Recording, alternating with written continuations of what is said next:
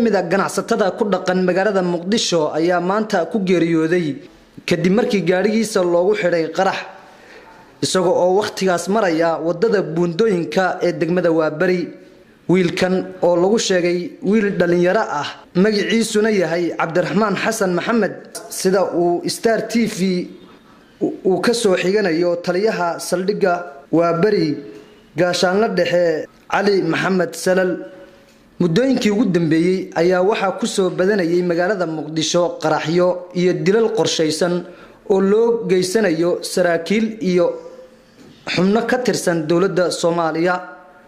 balse wiilkan dhalinyarada ee maanta gaarigiisa qaraxa loogu xidhay ee dhaawaca ka soo gaarayna u geeriyooday ayaa lagu sheegay inuu yahay qof shacaba, balse warar aan la xaqiijin karin ayaa sheegaya inuu si hoose ula shaqeynayay maamulka gobolka Banaadir. Maxamed Cabdi Cismaan Maxamed Faradheere, Star TV, magaalada Muqdisho.